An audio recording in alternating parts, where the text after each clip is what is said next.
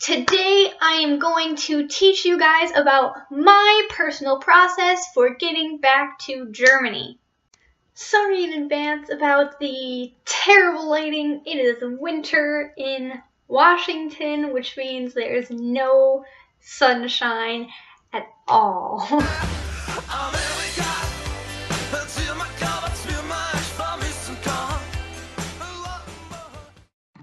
There are many different ways a person can move to Germany or another foreign country, and I am going to explain my way that I'm going to do, which I really do see as the less risky of the many ways to do this. I have always dreamed of just buying a one-way ticket and flying to another country and just going with the flow of life to find my place. But that really is not me. I would probably have a mental breakdown and just crash and burn. I require structure, and so I have my plan all lined out. I am currently a senior in high school, and goal number one, priority number one, is to graduate. Because if I don't graduate, then all of this preparation and all of this everything is pointless, because then I can't go to college, right? Yes, but I've already got that pretty much in the bag. I have set up my schedule so that I definitely will graduate on time and that I will graduate with good grades. So the next step is to save up all the money that you will need, which means you're gonna have to calculate and look it up. For me, I'm gonna need about 9,000 euro because for your visa, you have to prove that you have financial stability. There are 3 general ways, excluding all special cases, to go ahead and get your visa approved financially. The first way I like to call the risky way, which is buy a one-way ticket, go to your country and find a job, and then have your employer sponsor your stay. This is not the best way in my opinion because it requires the employer to fill out a lot of paperwork, and it's not guaranteed that you're going to get a job within your 3 months of travel visa limit. You have to have your job and everything done before your 3 months are up, or else you have to either leave the country and go home or go to a new country or something, because there's a reason for the 3 months travel visa, and that's for people to be able to get their stuff ready, but leave during a certain amount of time to not create problems for immigration. The second way I call the less risky way, and that way is to have a family member or a friend sponsor you. And this way I still don't like as much because it requires you relying on other people. You have to provide bank statements to prove that they can support you in the first place. So if you're just like, hey mom, will you support me? And she just bought a new house, she's probably not going to be able to. That money is about 750 euro per month, and for us Americans that's $1,000-ish. I just really don't like relying on other people for my food and my rent money while I am off in another country.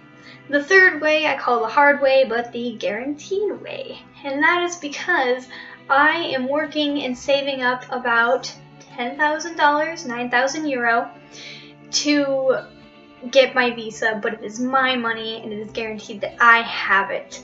This can be difficult though, because having a car and having stuff to do is expensive. You need to work a lot, and then if you need new tires, you have to buy those new tires, else you can't get to work and you can't get to school. And if you can't get to work and you can't get to school, you can't get to where you want to go.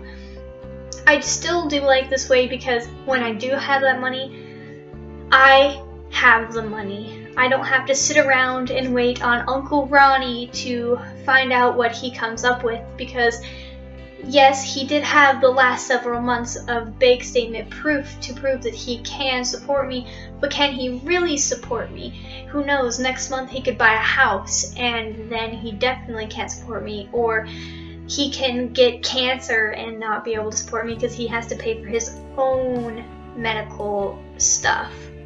So obviously I'm going to do option 3 because that is the one that works best for me and what I am willing to risk.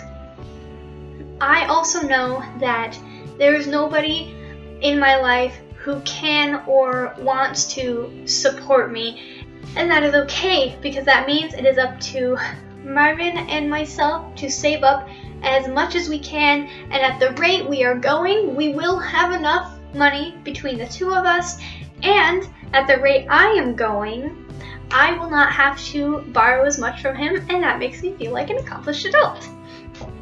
The next step is to pass a B2 language proficiency exam. I will do this in June before I fly out, but there are many places in the United States and in Germany and in other countries to take these exams. You do have to pay for them. They are not free, but that is okay. If you are really passionate about this, you are willing to fork out $100 or so to take this test so that you can do everything you need. The reason you have to take this test is because if you have not already taken 2 years of college, you have to go to a Studienkolleg. And the Studienkolleg is an intensive preparatory course before you are allowed to enroll in a university. There will be information in the future about Studienkolleg and how all of that works and what exactly it is and how much it costs, but I will be doing a Studienkolleg, the intensive preparatory course, for about 9 months. Some of them last a year, some of them last 9 months. It just depends on the school itself. Now it's time to go. You have done all this work, you've saved up your money, you've passed your test, you've graduated school, and now it is time to actually go. So you need to obviously buy a plane ticket, which I've already done, thankfully. It is going to be expensive, so make sure you have enough for that. Mine was about $900 because I waited a little while and I bought it in January, but I'm not leaving till June. So that shows you when you should buy it. You should buy it very, very early if you are planning to go. You also will need a passport that is good up to 6 months after your stay. So if you're going to be there for a year, you need your passport to be good for a year and a half. I need to go get a passport because I don't know where mine is, but also I don't think it's valid up to that long, so I need to get a new one. Anyways, passports cost about $110. Just some information. Now you are there, you've arrived, and you have everything done up to that point. You need to find a place to live. I already have a place arranged to live, but some people may not. Some people may need to go find an apartment and pay for that before they can go report to the Rathaus, which is the town hall, and say, hey, I live here now, please put me in your records. And they'll be like, great, okay. And then when you do that, when you finally have proof of residence, you can go set up your bank account so that you can have your proof of financial stability before you go to get your visa. But before you go get your visa, you have to apply to and pay for your Studienkolleg. And then after all that's done, after you have your proof of residence, your proof of financial stability,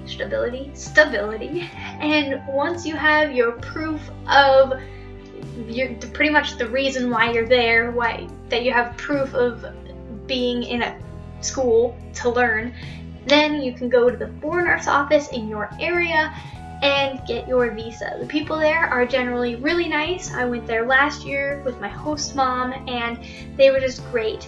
They spoke in Denglish, half English, half German, so that I could understand, because I could not speak any German when I got there. It was crazy. And then that is pretty much all you might have to do. For me, I would like to go find a job, because when you're in Studienkolleg, when you have the Studienkolleg visa, specifically that one, you are not allowed to work during the school. I would have to go find a job that will allow me to work in the breaks, because I am allowed to work during holidays and everything. So I would like to find a job during the summer because my school will start in October and I will be getting there in June. And it would be nice to have a little bit of extra money to maybe go to Oktoberfest in October, or just save up for the next visa that I need before my school starts.